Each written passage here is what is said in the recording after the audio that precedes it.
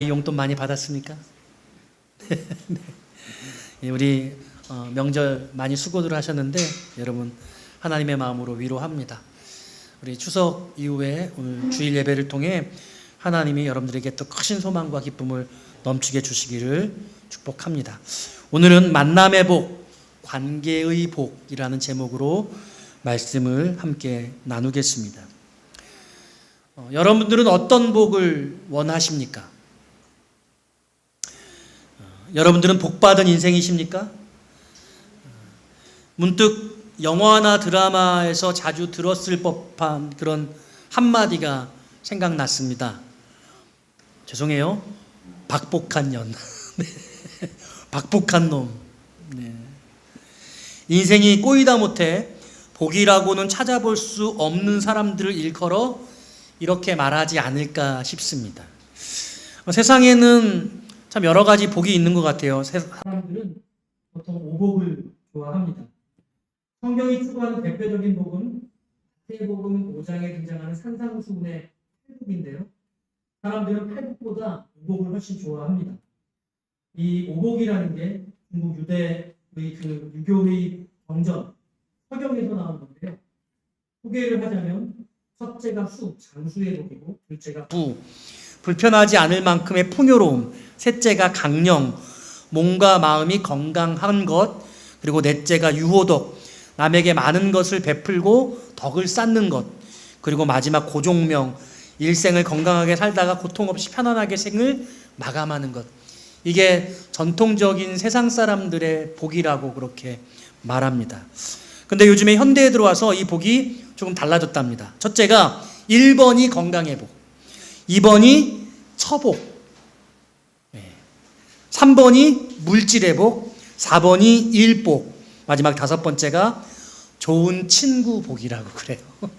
여러분 몇 가지나 이 중에 가지고 계신 것 같습니까? 저는 복을 참 많이 받았다는 생각을 합니다. 그런데 여러분 성경에서 말하는 팔복과 세상이 말하는 오복은 차이가 있는 것 같습니다. 팔복의 앞부분에는 이런 명제가 있죠. 심령이 가난한 자는, 애통하는 자는, 온유한 자는, 의에 줄이고 목마른 자는, 긍휼히 여기는 자는, 마음이 청결한 자는, 화평하게 하는 자는, 의를 위하여 박해를 받는 자는. 이런 것들을 복의 조건이라고도 할 수 있겠고, 또 복을 받을 수 있는 상태라고도 설명할 수 있을 것 같습니다. 이것들이 한결같이 근데 마음의 상태를 말하고 있어요. 그러니까 복을 받기 위한 조건이라고 말할 수는 없지만 진정한 복 받는 이들의 내면 세계에 대한 설명? 그렇게 이해하면 좋을 것 같습니다.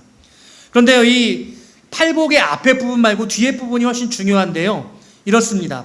천국이 그들의 것이며 위로를 받을 것이며 땅을 기업으로 받을 것이며 배부를 것이며 긍휼히 여김을 받을 것이며 하나님을 볼 것이며 하나님의 아들이라 일컬음을 받을 것이며 천국이 그들의 것임이라. 자, 여기서 세상 사람들이 좋아할 만한 팔복 중에 저는 딱 한 가지가 짚힙니다. 땅을 기업으로 받는 것. 이거 한 가지인 것 같아요. 배부를 것, 이것 정도도 꼽아볼 수 있을까 생각했더니 대한민국 보통 사람들에겐 이미 이것이 이루어진 거죠. 우리는 이미 충분히 배불러요. 밥만 먹고 못 살죠. 다른 것도 해야 되죠. 그러니까 배만 부른 것으로는 만족할 수 없습니다. 물론 제가 이렇게 여러분께 말씀드리는 것은 지극히 물질적이고 세속적인 관점입니다. 팔복의 나머지 복은 모두 내세를 지향하고 있으며 내면적 상태를 말하는 것이므로 세상 사람들, 보통 사람들의 관심으로는 전혀 가지 않는 것이죠. 자, 그런데 여러분들은 이 팔복 중에 또 다른 오복, 설명한 오복 중에 어떤 복에 관심이 가십니까? 혹시 여러분도 세상 사람들이 좋아하는 것에 더 마음이 가는 것 아닐까요? 솔직하게 제가 예상하기엔 그럴 것 같습니다. 왜냐하면 실은 저도 그렇거든요. 그래서 문제라는 것입니다. 하늘의 복을 사모하는 마음이 저와 여러분들에게 필요합니다. 할렐루야. 아멘이 작잖아요. 별로 하늘의 복보다 오늘의 복이 더 좋다는 거죠. 하늘의 복을 사모해야 될 줄로 믿습니다. 우리가 받은 가장 큰 복은 영생입니다. 천국을 소유한 것보다 더 큰 복이 어디에 있겠습니까? 제가 이번 추석 명절에 이렇게 인사를 여러 어르신들을 했어요. 또 명절 전에는 우리 교우들 중에 우리 연로하신 분들을 제가 찾아뵀는데요. 인생을 살면서 요즘에는 이제 평균 나이가 90세가 되는 것 같아요. 네, 이렇게 제가 유심히 보니까 한 80세 정도 될 때까지는 그래도 건강하게 뭔가를 스스로 하실 수 있는데 80세부터 한 90세까지가 되면 이제 누군가 돌봐주지 않으면 혼자 감당하기가 어려워져요. 정신적으로도 조금 이제는 전 같지 않고 몸은 뭐 말할 필요도 없고 공통적으로 말씀하시는 게 있어요. 뭐냐면 빨리 죽고 싶다. 빨리 하나님이 불러주셨으면 좋겠다. 현실의 삶에 대한 소망이 그때는 사라지는 거죠. 여러분 잘 생각하세요. 지금은 여러분들 삶의 소망이 있겠지만 인생의 어느 시점에는 더 이상 살고 싶지 않은 날이 온다는 거예요. 그게 적어도 평균 10년은 될 수 있다는 거예요. 우리가 아프지 않고 정상적으로 살았을 때 그렇다는 거예요. 그때부터 10년 동안은 맨날 몸이 아파가지고 삶에 대한 소망이 별로 없고 빨리 하나님이 불러주셨으면 좋겠다 하면서 시간을 보내는 거죠. 그때부터는 내세에 대한 소망이 인생에 가득하게 되는 거죠. 하늘의 복을 사모하는 마음이 그때 말고 지금 더 간절할 수 있기를 기대합니다. 저는 기왕이면 한 번 사는 인생 복되게 살아야겠지만 혹 여러분들의 인생이 나그네 인생으로서 고통과 수고뿐이었을지라도 슬퍼하지 말라고 위로합니다. 곧 있으면 하늘의 위로와 영원한 기쁨을 맞이하게 될 것을 믿습니다. 이런 부분에 이제 아멘이 별로 충분히 그럴 거라고 생각합니다. 하늘의 복이 여러 가지인데 저는 오늘 그 중에 만남의 복과 관계의 복에 대한 말씀을 준비했습니다. 여러 가지 인생의 복들을 누리기를 바라는데 나에게, 여러분에게는 만남의 복이 있는가, 관계의 복이 있는가 생각해 보자는 거죠. 저는 말씀을 준비하면서 내가 받은 만남의 복이 어떤 것이었나 이렇게 좀 생각해 봤어요. 저는 당연히 우리 하나님 만난 것 가장 큰 복이겠죠. 이 부분을 일단은 제쳐두고 제가 사람들과의 만남의 복을 곰곰이 정리를 해보니까 저는 좋은 어머니를 만난 게 참 큰 복인 것 같아요. 그렇게 넉넉지 않은 살림에 정말 저를 위해서 이런저런 정말 많은 수고를 감당하셨거든요. 새벽에 우유 배달도 하시고 반찬 가게도 하시고 빚내셔가지고 등록금도 내시고 이런저런 일들, 저희 형 재수하게 하고 또 제가 고3 때 지내고 삼수하고 재수하고 삼수하고 수험생을 5년을 연달아 하셨거든요. 그러면 그거 하시면서 뭐 여러 가지 굳은 일을 마다하지 않고 하셨죠. 제가 계속 공부하겠다고 하더라도 힘들어 하시면서도 그것들을 만류하지 않으시고 해보라고 말씀하셨던 거예요. 저희 아버지는 그렇게 좋은 아버지의 복은 없었던 것 같아요. 여러분들 들으시면서 나는 부모로서 내 자녀들에게 복이라고 생각되는가, 이 부분도 정리해봐야 될 필요가 있는 부분이죠. 저는 훌륭한 스승님을 만난 것도 복인 것 같아요. 또 저는 아주 귀한 아내를 만나서 너무 복된 거죠. 근데 이제 문제는 우리 아내가 저를 귀하게 여기느냐 복되다라고 여기느냐.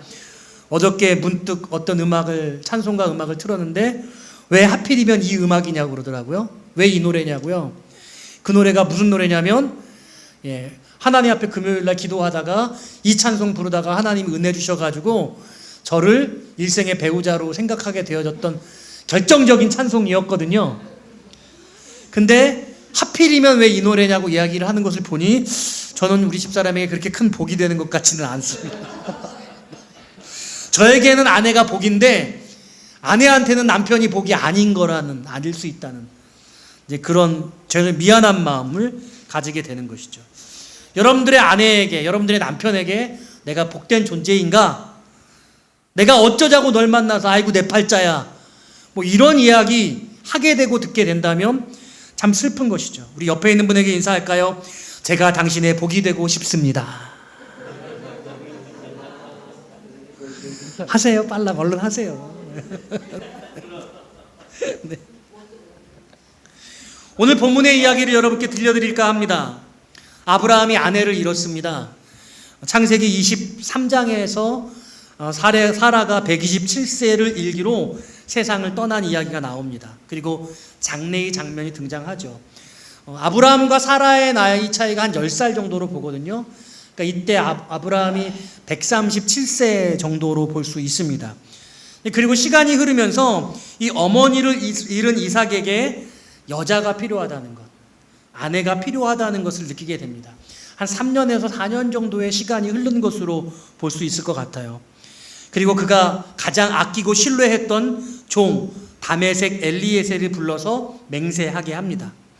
자신의 허벅지 아래, 그러니까 남자의 가장 중요한 생식기 아래에 손을 넣어서 맹세하게 합니다. 그러니까 이 생식기라는 것은 이제 그 자녀들을 상징하고 생산을 상징하고 생명을 상징하죠. 그러니까 하나님이 아브라함을 불러서 언약을 하시고 그 아브라함에게 많은 민족을 이루도록 하셨다라는 이 약속의 말씀, 그 약속의 말씀을 기반 삼아 그 생식기 아래에 손을 넣어서 맹세하게 하는 거죠. 아브라함이 이삭의 그 아내를 구해오게 하면서 요청한 그 맹세의 내용은 두 가지입니다. 첫째가요, 고향 땅 메소포타미아로 가라는 것입니다. 여러분, 이 메소포타미아의 거리가 왕복 800km, 편도로 400km, 어마어마한 대장정의 길이었습니다.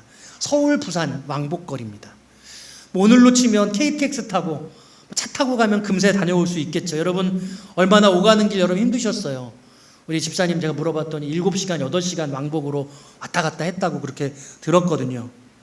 그런데요, 걸어서 가는 겁니다. 낙타 타고 가는 겁니다. 편도 가는 길에 20일 이상 걸리는 대장정, 어마어마한 시간이었습니다. 첫 번째로는 이 가나안 땅의 여인들 말고 고향 땅 나의 족속에게로 가서 거기서 아내를, 신부감을 데리고 와야 한다고 그렇게 말씀하셨습니다. 두 번째로 아브라함이 걸었던 조건은 반드시 아내를 데려와야 한다는 거예요. 혹시 아내가 거기 머물러 있고 이삭이 그리로 가야 되는 건 아니겠습니까? 라고 할 때 성경적 기준은 그게 아닌 거겠죠. 남편과 아내가 함께 가정을 이루는데 아내가 떠나서 남편에게로 오는 거죠. 이게 성경적 기준이죠. 만일 그 여인이 고향 땅을 등지기 싫고 이삭을 그쪽으로 오라고 한다고 한다면 어떻게 하겠습니까? 그러면 이 일은 무효야. 그냥 돌아와. 반드시 그 여인을 데리고 와야만 해. 이 두 가지를 요청하고 있습니다. 이 고향 땅 메소포타미아로 가라고 하고 아내를 반드시 데려와야 한다는 것은 하나님의 약속에 기반한 조건이었습니다. 왜냐하면 하나님께서 창세기 12장에서 아브라함을 부르시고 그리고 약속의 땅 가나안으로 인도하여 내셨을 때 하나님께서 아브라함에게 그 땅이 약속의 땅이고 그 땅에서 많은 민족을 이루게 하시겠다는 놀라운 그런 말씀을 하셨단 말이죠. 그렇다면 가나안에 있는 아브라함이 다시 고향으로 이삭을 돌려보내는 것이 아니라 이 이삭이 그 아내를 맞이해서 그 아내가 이 고향 가나안 땅으로 와서 이곳에서 민족을 이루도록 하는 것이 맞다는 것이죠. 그래서 하나님의 약속에 기반한 이 요청을 하고 있는 것이고, 그래서 천사가 앞서서 너를 앞서서 그곳으로 갈 것이라고 오늘 본문이 말씀하고 있는 것이죠. 저는 오늘 이 본문의 이 얘기를 가지고 여러분과 함께 두 가지 차원에서 하나님의 말씀을 깊이 묵상해 보려고 합니다. 첫 번째로 생각할 것은 따라합시다. 범사의 복. 범사의 복입니다. 우리 1절 말씀 같이 한번 읽어볼까요? 1절입니다. 시작.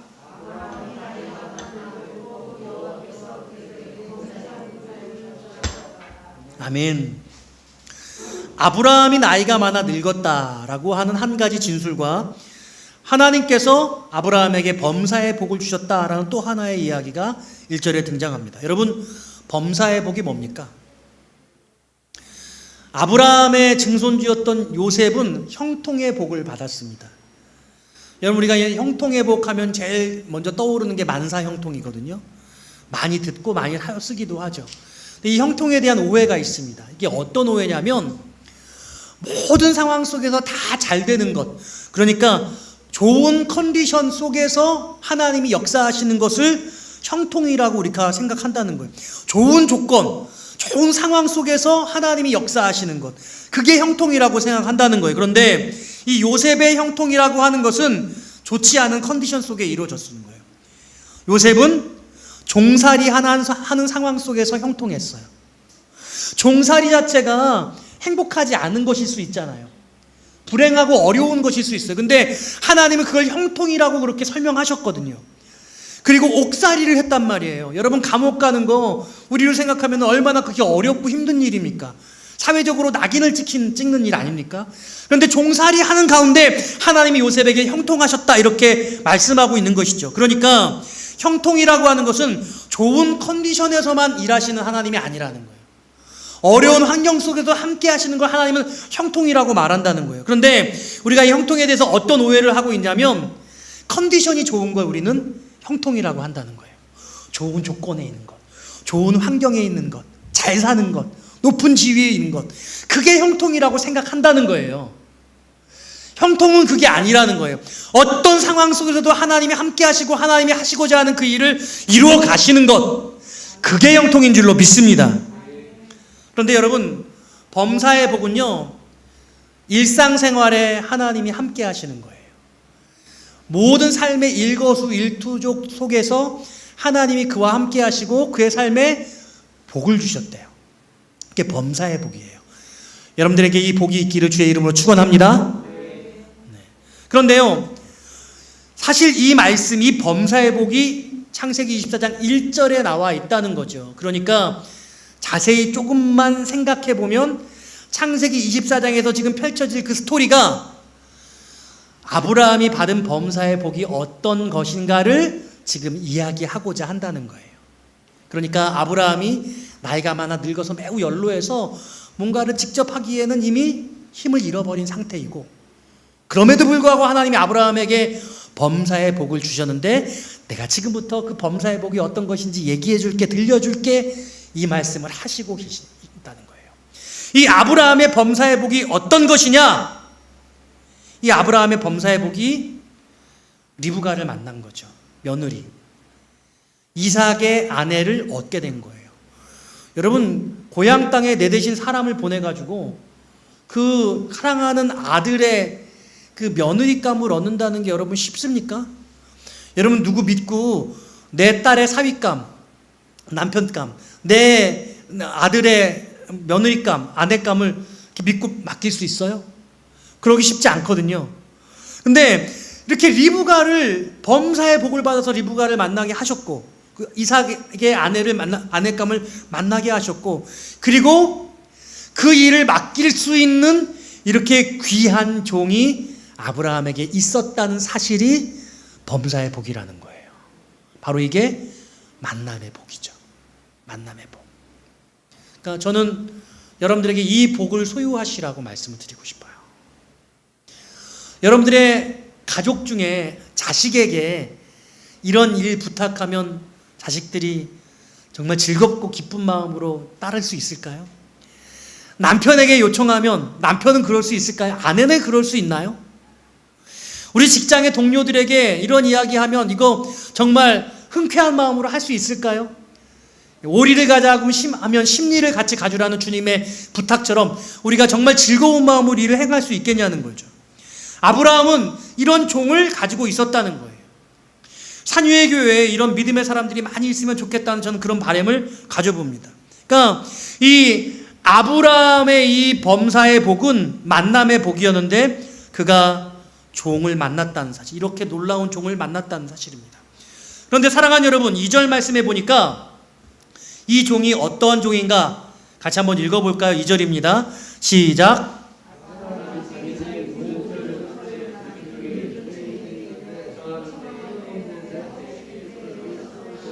아멘. 자기 집 모든 소유를 맡은 늙은 종이다, 이렇게 말씀하고 있습니다.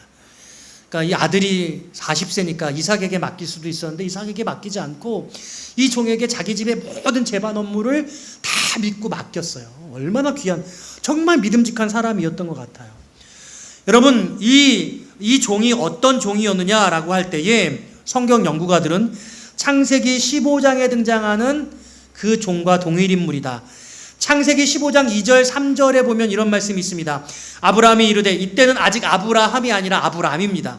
주 여호와여, 무엇을 내게 주시려 하나이까? 나는 자식이 없사오니 나의 상속자는 이 다메섹 사람 엘리에셀이니이다. 이 다메섹 사람 엘리에셀, 이 사람이 창세기 24장에 등장하는 이 종 같은 사람이에요. 3절에서 말합니다. 아브라함이 또 이르되, 주께서 내게 씨를 주시 아니하셨으니 내 집에서 길린 자가 내 상속자가 될 것이니이다. 아마도 이 다메섹 사람 엘리에셀은 출신은 다메섹 출신인데 아브라함이 있을 때 태어난 것인지 그 부모에 의해서 같이 따라오게 된 것인지 정확하게는 나와 있지 않지만 어려서부터 아브라함의 집에서 자랐어요. 어린 시절을 함께 겪은 거죠. 그리고 이 창세기 15장에 지금 아브라함의 나이가 약 부름받았을 때가 75세거든요. 창세기 12장. 85세쯤 될 것이라고 봐요. 85살의 아브라함이 이제 10년을 동안 기다렸는데 아직도 하나님이 약속하신 아들을 주시지 않은 거예요.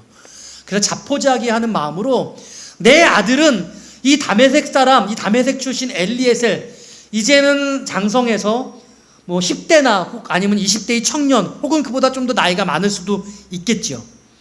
이 사람을 나의 이제 아들로 제가 삼고 이 아들에게 모든 것을 다 물려주겠습니다. 내 상속자가 될 것입니다. 이렇게 말하고 있죠. 여러분, 하나님이 뭐라고 말씀하세요? 아니라고 말씀하시죠. 하나님이 반드시 네 씨에게 속한 자라야 네 아들이 될 것이라고. 너에게 참아들 너의 씨를 내가 주어서 민족을 이루게 할 것이라고 이 창세기 15장에 다시 한번 언약을 재확인시켜 주세요. 그러니까 창세기 15장에서 아브라함이 85살인데 지금 창세기 24장에서 아브라함은 그 아들이 이삭이 40세 때 결혼을 했으니까 아마 140세에 조금 못 미친 나이가 될 거예요. 100세의 아들을 낳았잖아요. 이삭이 40살이면 아브라함은 140살이거든요. 그러니까 직후니까 137세의 아내를 사라를 상처하고 그리고 한 3, 4년도의 시간을 기다리면서 외로움을 타는 이삭을 위해서 아내를 구해주는데 140살에 다 된 이 노인, 이 아브라함이 늙은 종이라고 말해요. 65년이 지났으니까 그 당시에 창세기 15장에서 10대였으면 한 80살 정도 됐을 것이고 20대였으면 한 90살쯤 됐을 것이고 그러니까 이 종도 상당히 나이가 많은 늙었다는 연로한 상태에 이르렀다라고 성경이 말씀하고 있는 것이죠. 그러니까 이 늙은 종이 이제 그 먼 메소포타미아의 800km의 긴 여행을 따라 나서서 다녀온다는 이 사실들이 얼마나 놀라운 일이라는 것이죠. 사랑하는 여러분, 우리에게 이런 사람이 있기를 소원합니다. 어떤 어려운 일일지라도 그 일을 감당하고자 하는 그런 믿고 맡길 수 있을 만한 그런 사람.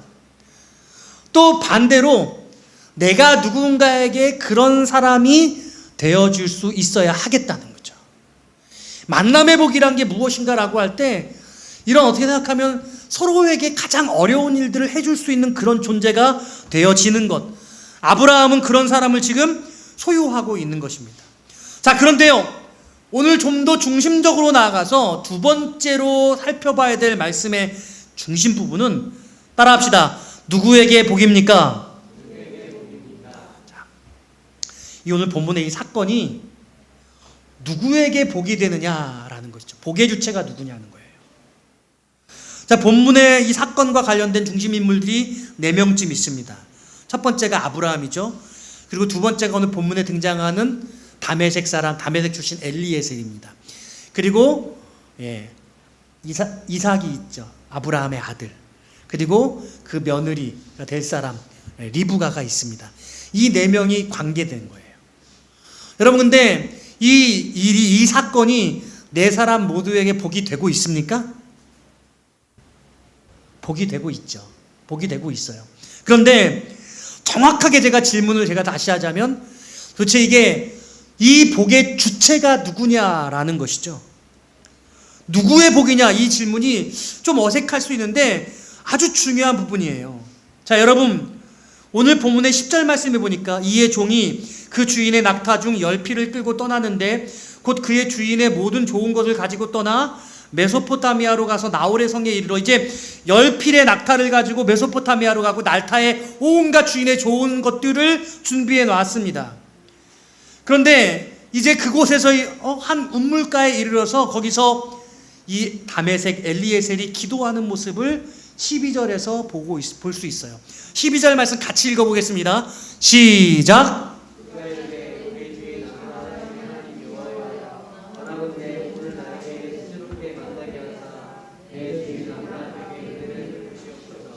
아멘.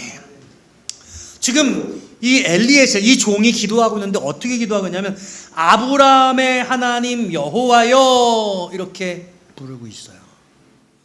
자, 질문합니다. 여러분, 이 종이 하나님을 믿었습니까? 믿지 않았습니까? 하나님을 믿었다? 하나님 믿지 않았다? 믿었다? 믿지 않았다? 모르겠다. 하나님을 믿었죠. 하나님 믿었습니다. 하나님을 믿었는데 믿었으니까 하나님 앞에 맹세하고 그것을 따라 나선 거죠. 그런데 만일 그가 하나님을 주체적으로 믿었다고 한다면 이 종 엘리에셀이 나의 하나님 여호와여 이렇게 기도했으면 좋았을 텐데 이렇게 기도하고 있지 않아요. 이 종은 이 복이 누구의 복인가, 이 약속이 누구와 연관된 것인가를 명확하게 이해하고 있었던 거예요. 그래서 나의 하나님 여호와여가 아니라 내가 수종 들고 있는 그 아브라함의 언약하신 그 아브라함의 하나님. 그래서 이스라엘 백성들에게 하나님이 나타나실 때 당신 누구세요? 그러면 나 누구냐고? 너의 조상의 하나님, 아브라함의 하나님, 이삭의 하나님, 야곱의 하나님, 나는 너의 조상들의 하나님이야 이렇게 말하잖아요. 하나님의 존재의 근원이 어디서 났냐? 아브라함과 언약했던 그 언약에서부터 출발하고 있고, 그래서 이스라엘 백성들과의 관계성 중에 가장 중요한 중심은 아브라함과의 언약의 중심을 두고 있거든요. 그러니까 이 종은 하나님의 언약이 어떤 것인지, 하나님께서 아브라함에게 어떤 복을 주시기를 원하시고 있는지를 아주 정확하게 인식하고 있었던 거예요. 이해되시죠? 그래서 나의 하나님이라고 부르지 않고 아브라함의 하나님 여호와여 이렇게 기도하고 있는 거죠. 여러분 살면서요, 이게 죄송해요, 이게 좋은 것인지 좋지 않은 것인지를 구분하지 못하는 사람이 있어요. 좀 속된 말로 이렇게 뭔지를 구분 못한다 이런 말 하잖아요. 이게 복이긴 복인데 이게 네 복인지 내 복인지를 구분 못하는 사람이 있어요. 그러면 정신 못 차리는 거예요. 여러분, 하나님이 여러분에게 복 주시기를 원하시는 건지, 하나님이 그에게 제3자에게 복 주시기를 원하시는 것인지를 정확하게 인식을 해야 되는 거예요. 그리고 더 나아가서 그의 복을 내가 받는 게 아니라, 내가 그에게 속해서 그의 복을 받는 게 아니라, 하나님이 내게 약속하시고 내게 복을 주셔서 그가 나 때문에 복을 받는 그런 은혜가 있어야 되는 것이죠. 할렐루야! 이게 중요한 거예요. 그래서 이 복은 누구의 복이냐? 이 복은 하나님의 복이었어요. 다시 정리하면요, 지금 이 종 엘리에셀은요, 아브라함에게 속해서 아브라함이 엘리에셀을 만난 게 복이었어요. 아브라함이 엘리에셀을 만난 게 복이었어요. 그런데 정확하게 표현하자면 이건 아브라함의 복이었던 거죠. 관계라는 것도 이렇게 출발하고 있다는 것을 여러분들 인식하셔야 된다는 거예요.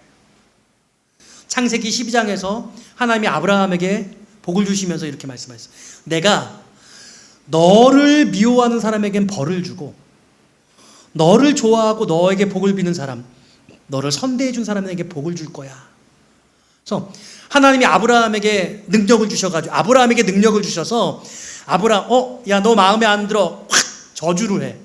내가 너 마음에 들어, 내가 너 복 줄게. 이게 아니라 하나님이 아브라함을 너무 사랑하셔서 아브라함을 보호하시는데, 아브라함을 선하게 대하는 사람에게는 그 복을 하나님이 주시고, 아브라함을 미워하고 반목하는 사람에게는 벌을 주신다는 거죠. 이게 하나님이 축복하셨던 관계의 축복, 복의 근원이 되는 것이었어요. 그러니까 하나님이 엘리에셀을 만난 게 하신 것이 복인데, 이 엘리에셀이 충성되게 아브라함을 믿고 따랐더니 이게 이 복의 역사가 아브라함에게 임하고 그리고 엘리에셀에게도 복이 돼서 역사하더라는 거죠. 그러므로 오늘 이 신비한 성경의 진리를 정확하게 이해한다면 일상생활에서 일어나는 이 관계의 역동 속에서 지금 하나님이 복 주시기를 원하시는지 그렇지 않은지, 나에게 악이 영향이 미칠지, 이 관계 안에서 어떤 것이 하나님의 역사의 중심으로 움직여지고 있는지를 볼 수 있는 영적 안목이 생긴다는 거죠. 매우 중요하다는 거예요. 이 복은 이삭도 누릴 수 있었고 리브가도 누릴 수 있었어요. 그런데 이 복의 중심, 이 복의 원천은 하나님이 아브라함을 복 주신 것에서부터 출발하고 있다는 것, 이게 가장 중요한 핵심이라는 거예요. 말씀을 정리할게요.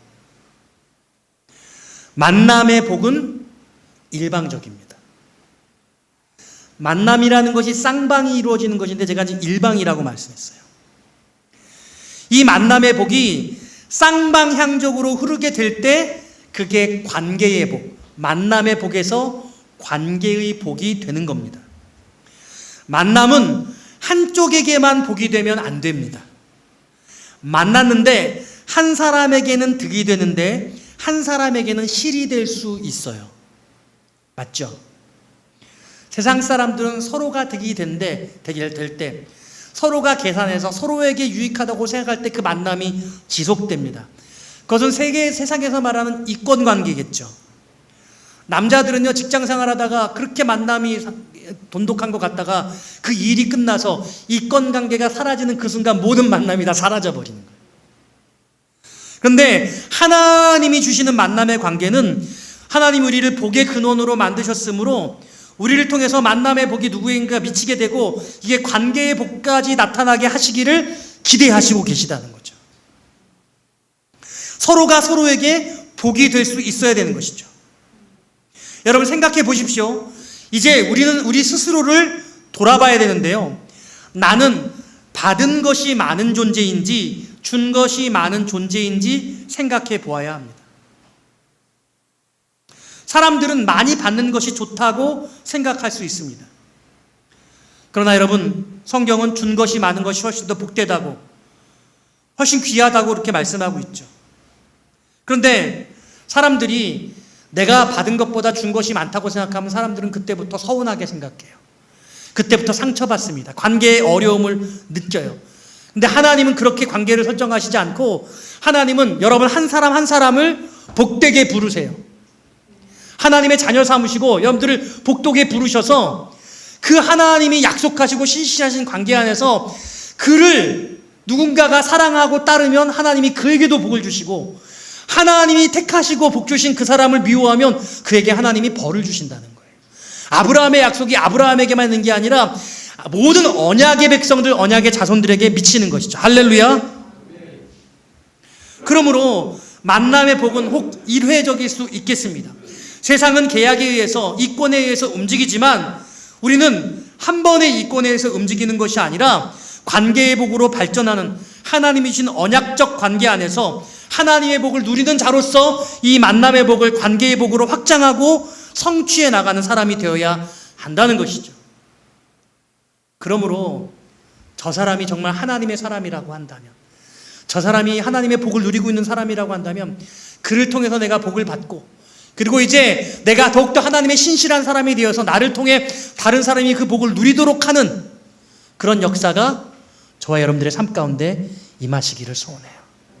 그래서 그를 향해서 헌신하는, 하나님의 사람을 향해서 헌신하는 이 엘리에셀의 이 종의 모습을 여러분들이 본받고 그리고 마침내는 아브라함이 되어서 많은 사람들이 그 복을 누리게 되는 그런 복의 근원자 되시기를, 만남의 복과 관계의 복, 이 범사의 복을 누리시는 저와 여러분 되시기를